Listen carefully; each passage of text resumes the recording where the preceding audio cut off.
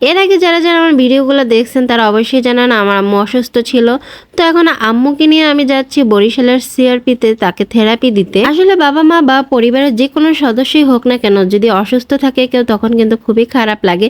যাই হোক এখন মাশাআল্লাহ আম্মু মোটামুটি সুস্থ আছে।